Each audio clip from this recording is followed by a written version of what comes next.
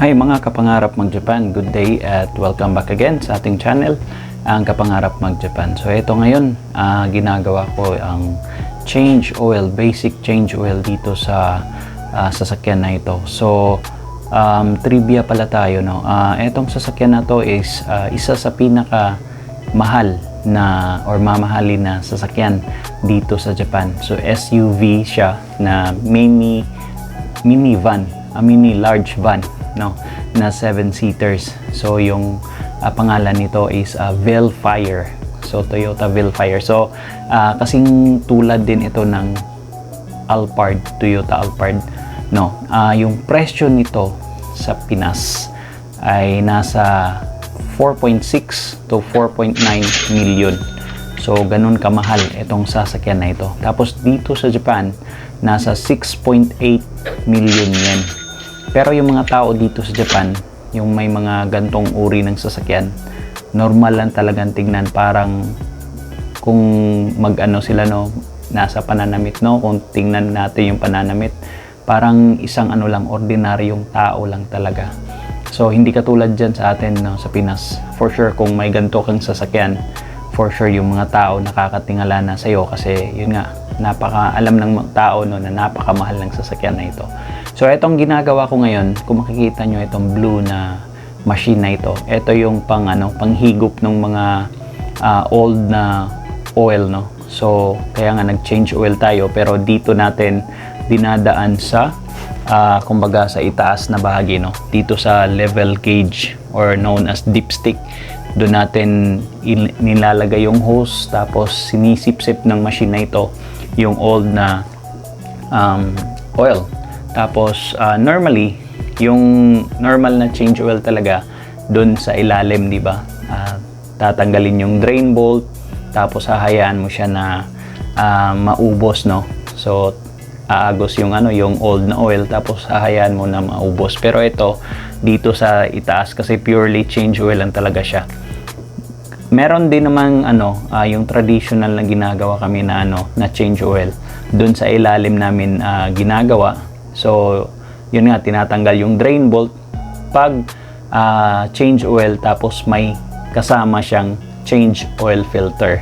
So yun ang time na doon namin sa baba, kumbaga titirahin yung yung change oil na yun.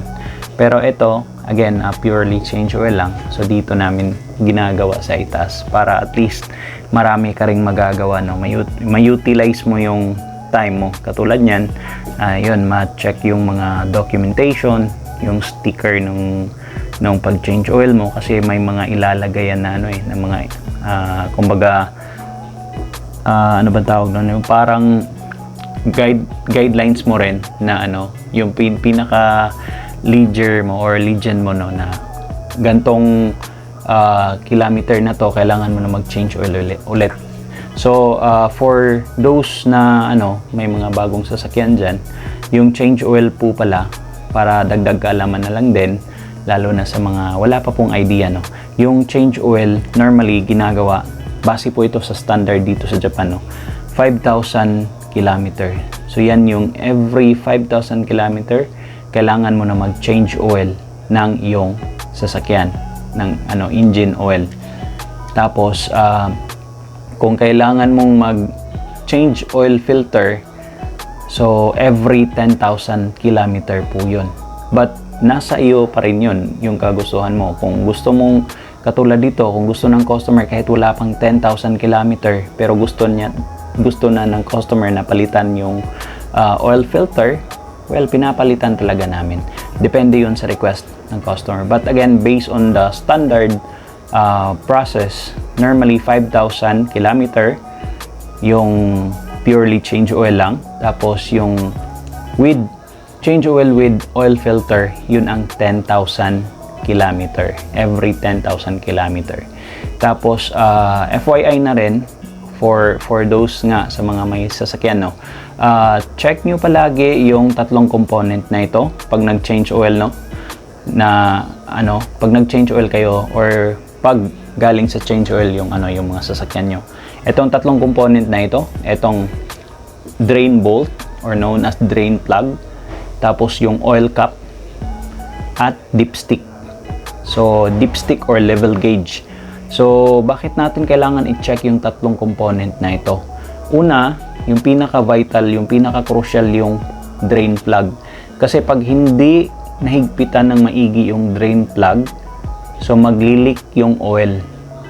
So, good for you kung hindi aabot sa point na yung leak ng oil is kumbaga minimal lang.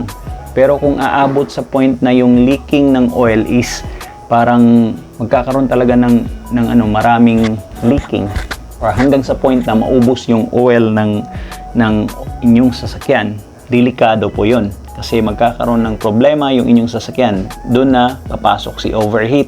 So mag-o-overheat yung inyong sasakyan, mapapansin nyo rin yan, parang mag-iiba yung tunog ng inyong sasakyan. Mas magiging maingay na yung sasakyan nyo. So, posible masira yung mga gear kasi nga mag-overheat siya kasi wala nang, kumbaga yung oil kasi yung parang equalizer niya din, isa sa equalizer niya dun sa heat, no? So, mawawala yun, makakasira talaga yun ng engine. So, again, i-check yung drain plug or drain bolt. So, pwede nyo kung hindi nyo alam kung nasaan, pwede nyo rin i-search kung ano yung itsura ng drain plug. So, yung itsura ng drain plug, para sa hindi pa alam kung ano yung drain plug, ito ipapakita ko. Ito yung drain plug. Tapos, ito naman yung oil cap. Tapos, ito yung dipstick. Okay? So, yan yung tatlong component, again, na kailangan nyo i-check. Dagdagan pa natin, pang-apat, yung oil filter kung sakali nag-change oil filter kayo para at least sigurado kayo na hindi magkakaroon ng leaking.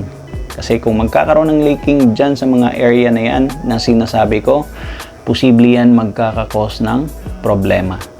Okay, so yun lang po mga idol at maraming salamat po sa inyong pagpapanood ng video na to. At shoutout din sa lahat ng aking mga bagong subscriber. Thank you so much. Sa mga car owner dyan, maraming salamat. Sana meron kayong konting natutunan sa video na to.